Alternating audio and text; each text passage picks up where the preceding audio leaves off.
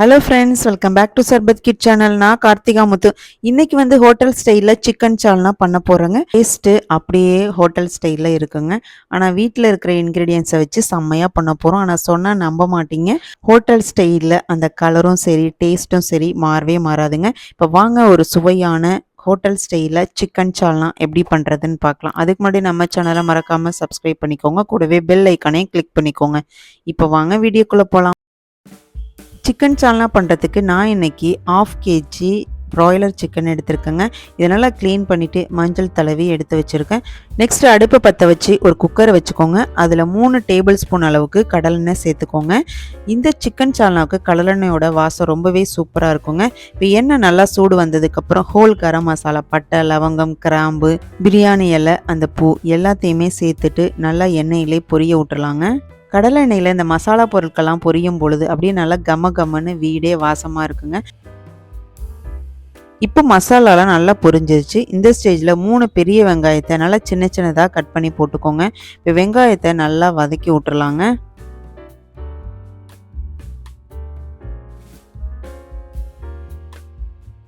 Next ஒரு 4 பச்சை மிளகாய் இந்த மாதிரி 2ஆக கீறி போட்டுட்டு அதையும் நல்லா வதக்கி விட்டுருங்க.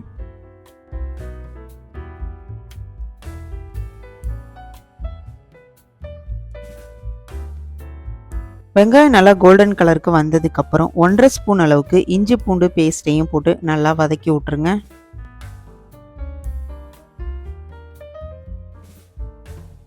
இஞ்சி பூண்டோட பச்சை வாசம்லாம் போனதுக்கப்புறம் 1 கை அளவுக்கு புதினாவையும் போட்டு நல்லா வதக்கி விட்டுறலாங்க.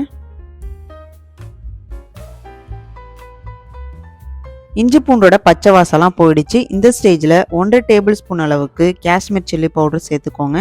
இது கூடவே 1 ஸ்பூன் அளவுக்கு மல்லித்தூள், 1/4 ஸ்பூன் அளவுக்கு மஞ்சள் தூள் சேர்த்துக்கோங்க. இப்போ இது எல்லாத்தையும் நல்லா வதக்கிக்கலாங்க.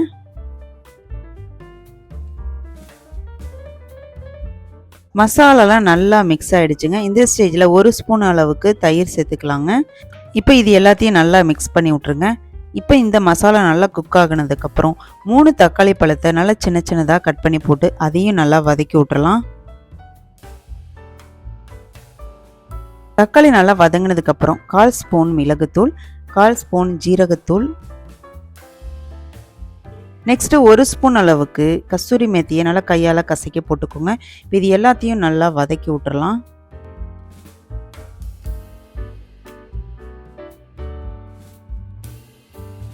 நெக்ஸ்ட்டு இது கூடவே இந்த சிக்கன் சால்னாவுக்கு தேவையான உப்பு போட்டுட்டு நல்லா மிக்ஸ் பண்ணி விட்டுறலாம். ஃபைனலாக இப்போ சிக்கன் சால்னாவுக்கு மசாலா சூப்பராக ரெடி ஆகிட்டு, இப்போ நம்ம எடுத்து வச்சுருந்த சிக்கன் பீசஸை இதில் போட்டுட்டு நல்லா எல்லா சைடுமே அந்த மசாலா மிக்ஸ் ஆகிற வரைக்கும் நல்லா மிக்ஸ் பண்ணி விட்டுறலாம். நெக்ஸ்ட்டு இந்த சிக்கன் சால்னாவுக்கு ஒரு தேங்காய் அரவை அரைக்கணுங்க. இதில் வந்து 1/4 மூடி தேங்காய், இது கூடவே 1 ஸ்பூன் அளவுக்கு கசகசா, 10 முந்திரி, 2 ஏலக்காய் எல்லாத்தையும் நல்லா மிதமான தீயில் நல்லா வறுத்து எடுத்துக்கலாங்க. இப்போ இந்த தேங்காய் நல்லாவே வறுபட்டுருச்சு. இதை கொஞ்சம் நேரம் ஆறுனதுக்கப்புறம் ஒரு மிக்சி ஜாரில் போட்டுட்டு கொஞ்சமாக தண்ணி ஊற்றி நல்லா நைஸாக பேஸ்ட் மாதிரி அரைச்சி எடுத்துக்கலாங்க. இப்போ தேங்காய் விழுது செம்மையாக ரெடி ஆகிடுச்சு. இப்போ நம்ம இந்த சிக்கனோட சேர்த்து இந்த தேங்காய் விழுதையும் சேர்த்துக்கலாங்க. இப்போ தேவையான அளவுக்கு தண்ணி ஊற்றிட்டு நல்லா மிக்ஸ் பண்ணி விட்டுறலாம்.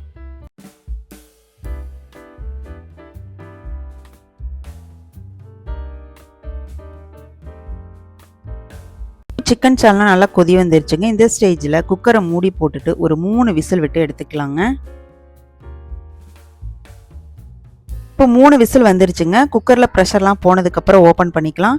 நல்லா கமன் வாசத்தோட நல்லா கலர்ஃபுல்லான சிக்கன் சால்னா ஹோட்டல் ஸ்டைலில் செம்மையாக ரெடி ஆகிட்டுங்க. இந்த சிக்கன் சால்னா வந்து இட்லி, தோசை, பரோட்டா, ரைஸ் எல்லாத்துக்கூடையுமே ரொம்ப சூப்பராக இருக்குங்க. கண்டிப்பாக ஒரு டைம் நீங்கள் ட்ரை பண்ணி பாருங்கள். உங்களுக்கு இந்த வீடியோ பிடிச்சிச்சு அப்படின்னா ஒரு லைக் பண்ணிவிட்டு உங்களோட ஃப்ரெண்ட்ஸ் அண்ட் ஃபேமிலிக்கு ஷேர் பண்ணுங்கள். நாளைக்கு ஒரு சூப்பரான ரெசிபியோடு நான் உங்களை வந்து மீட் பண்ணுறேன். தேங்க்யூ ஃபார் வாட்சிங்.